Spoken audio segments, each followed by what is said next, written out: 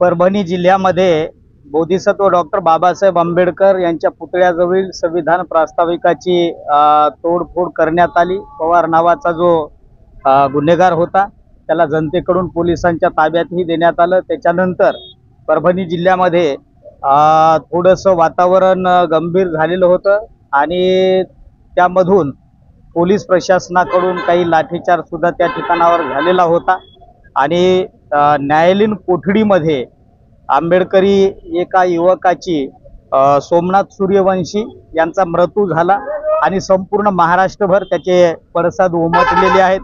श्रद्धेय ॲडव्होकेट बाळासाहेब आंबेडकर यांनी सुद्धा महाराष्ट्रातल्या तमाम आंबेडकरी समुदायांना शांततेचं आव्हान केलेलं आहे। श्रद्धेय आनंदराज आंबेडकर साहेबांनी आज बंदचं आव्हान केलेलं होतं आणि नांदेड जिल्ह्यामध्ये सुद्धा या घटनेच्या निषेधार्थ काही युवकांनी भैया पाईकराव, चक्षू वाघमारे, आशिष दामोदर, निलेश धुतडे, सचिन बुकड, सचिन लांडगे, तुषार पवरे, अजिंक्य खाडे, शुभम गोरे, प्रेम हाटकर, शुभम शिराज ढोणकर अशा युवकांनी नांदेड बंदसाठी प्रयत्न केले।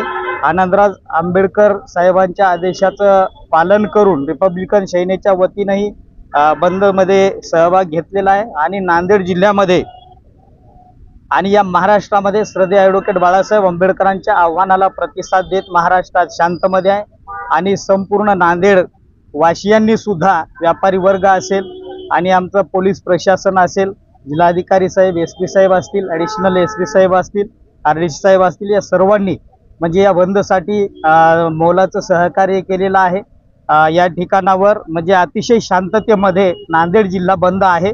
त्यामुळे सर्वांना मी म्हणजे त्यांचा कृतज्ञता व्यक्त करू इच्छितोय।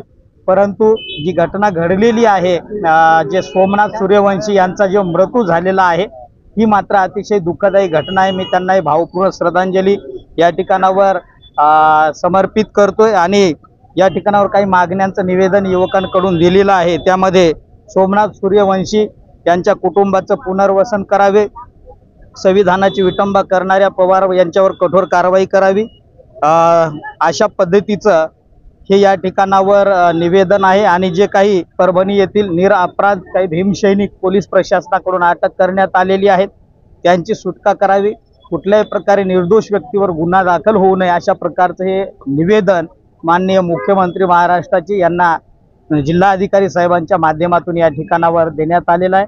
या ठिकाणावर नांदेड प्रशासन, पोलीस प्रशासन, जिल्हाधिकारी साहेब सर्वांचे आभार व्यक्त करतो। सर्व नांदेड जिल्ह्यातल्या युवकांना एक नम्रतेची विनंती आहे, धम्मगुरू या नात्यानं आपण अगदी शांततेमध्ये आंदोलन केलेलं आहे आणि आपण यशस्वीरित्या बंदसाठी काम केलेलं आहे। नांदेड जिल्ह्याने प्रतिसाद दिलेला आहे। आता आपण घरी परत जात असताना आपण कळपाने न जाता आपण एकट्याने आपल्या शांततेमध्ये घरी जावं आणि क्रोधयुक्त घोषणा कोणीही देऊ नये, चीड आणणाऱ्या घोषणा कोणीही देऊ नये, ज्याच्यामधून उद्रेक होईल या अशी म्हणजे घटना घडणार नाही याची काळजी घ्यावी आणि अगदी शांततेमध्ये आपण आपल्या आता घरी जावं।